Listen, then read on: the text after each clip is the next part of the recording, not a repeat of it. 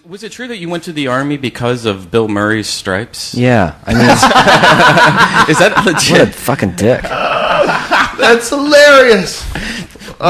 What did you join? It was the tip. I mean, I'm about to graduate from high school, and I'm not really sure what I want to do. But I know my dad's saying, well, if you stay at the house, you're either getting a job and paying rent, or you're going to work around the house and do stuff to pay rent, or you're getting the fuck out and getting a job and getting your own place. And I'm like, I don't even understand any of those words you just used. Right. That doesn't make any sense to me.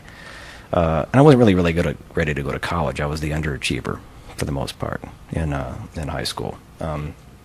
Just bored, and just nothing really wasn't really inspiring. So, except for his class. I mean, he was my high school teacher, and he was awesome. Really kind of pushed you to learn. So I was, trying to figure out what I'm going to do, and all of a sudden, I know I wanted to go to art school, but I couldn't really. My grades weren't going to be enough to get any kind of grants or any kind of scholarship or anything. So, looked around and went, "Hey, the Army College Fund. That looks interesting." Right? So you're right on the fence, like, it's like a 3-year commitment. I'm not sure I want to do that. And then you see stripes and you go, it's not so bad. Oh God, that motherfucker! If I ever see that guy. Well, he's been hanging out at bars lately. Okay. He's been bartending in New Orleans. There was a video that somebody posted where he's going crazy or something. Slip him a Mickey, and then Are we back online yet? No, still not. Well, the computers, the internet's back at least. I told people we're back. When I did the Man Show with Doug Stanhope, there was one thing they were like, "Let's do the Man Show in Iraq. Let's go to Iraq. Let's do a show in Iraq." And I said, there's no fucking way I'm going to pretend that that's fun. There's no fucking way. If one person joins the Army because of that show, I want to jump in front of a bus. There's no fucking way. Yeah. I spent 3 years in the military. I got a lot out of it. And, no, I will not go back. There is something to it, though, right? Mm-hmm. I mean, absolutely. Well, discipline. Yeah, I mean, I think partly it was... growing up, there's lots of challenges growing up, and then all of a sudden, when I was actually away from all of the stuff that I was familiar with, and people that were familiar with me, it was nice to be able to be in a setting where I was actually excelling and achieving things anonymously. There was things that were happening that all of a sudden I was shining in a way, but not. None of my people back in where I was from knew anything about it, but I was doing really well.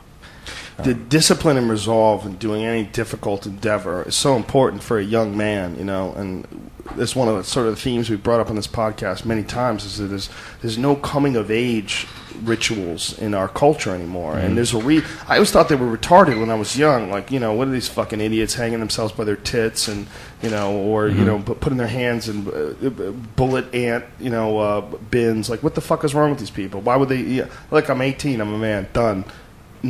No, really. You really need to go through something. You need to have. That's why so many cultures have either psychedelic experiences that young people go through, or we talked about this yesterday, ordeal poisons, where it's not a psychedelic because there's none in their area, so they take something that almost kills them, and then when it's over, they're just so happy to be healthy again and alive that they sort of realize they've gone through a tunnel, they've made it through a passage, right. they've reached an actual new level, and we're missing that, man. We get out of fucking high school and then we're just lost. We're panicking, completely terrified. We're going to starve to death. Just clinging on to the first job or the first opportunity for some sort of security that we can. The only good thing that I could ever think about having some sort of a mandatory military experience for most United States citizens is twofold. One, so people can understand what the fuck the military is really all about, instead of this nonsense, rah-rah, chicken hawk bullshit where people support this idea of sending our fucking trained killers to these places where we don't know anybody and fucking them up in the name of justice or whatever the fuck it is. We would get a better idea of what that is, and it would be harder to pull the wool over people's eyes. Because it's so easy for all these people that will have nothing to do with shooting anybody ever to say, we support the troops and support, you're our heroes and you're the reason why we can be free, and nonsensical statements that mean the reason why that shit flies is because we got a nice blanket, this blanket of security, the USA, whatever the fuck it is, throw it over your head. You don't really have to think about the actual horrors of military. If we forced people to join, and I'm not saying we should, but the only benefit that we would get out of that is that people would kind of get an idea of what reality really is. Yeah, I think it's there is that fine line. There's no way to really kind of, to really be able to direct that experience. It really is an individual thing. There's going to be people that figure out a way to make that work for them in terms of being lazy.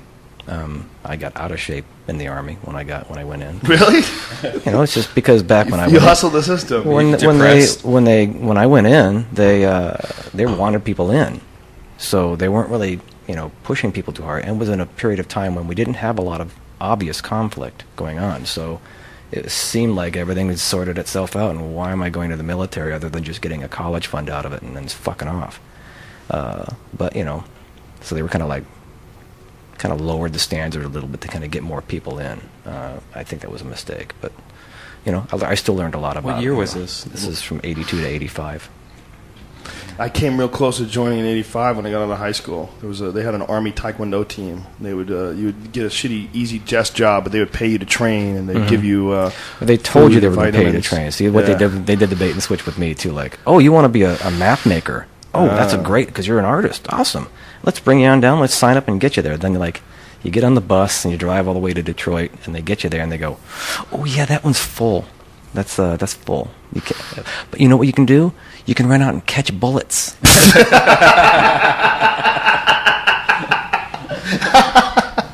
Yeah, I had You're fucked. A dude that competed on the national team, this guy Bobby Clayton, who was out of the U.S. Army team. He was the one who was getting me to think about doing it.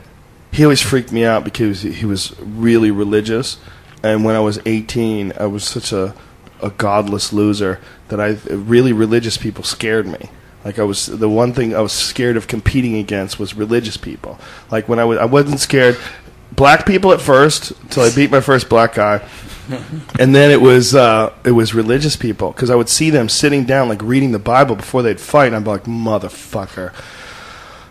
This dude's got God on his side. Like, he's got God on his side. I don't even fucking know what's in the Bible. I went to Catholic school for 1 year. All I could think of was this fucking guy's going to have Jesus on his side. He's going to kick my ass.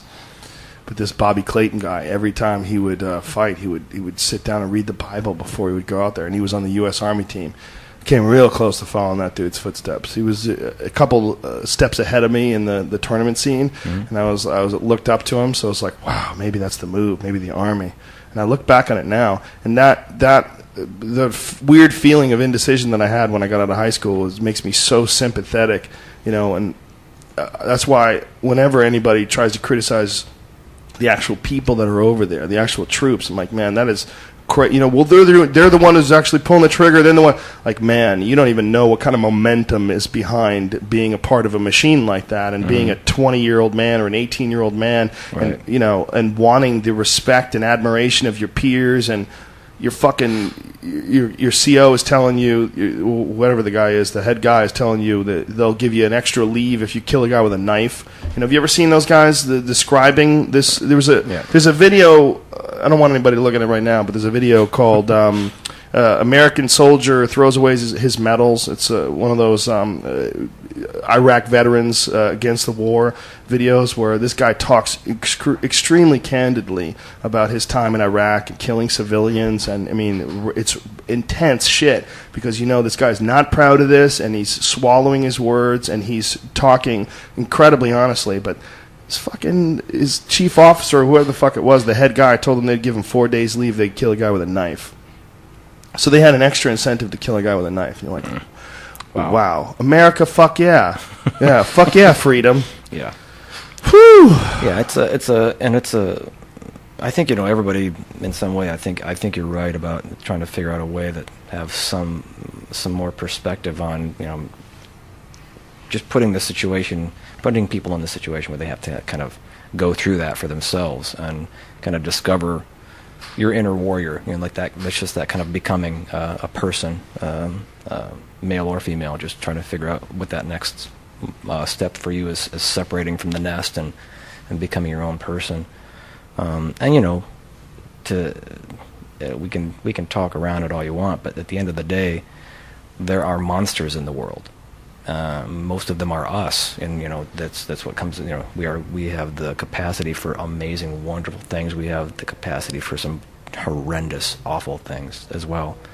And I think part of that, having that warrior awakened in you, is more about understanding the monster in you and understanding how to keep that at bay and understand how to keep that in check, so that making it a global perspective. And I am in no way am I a hippie or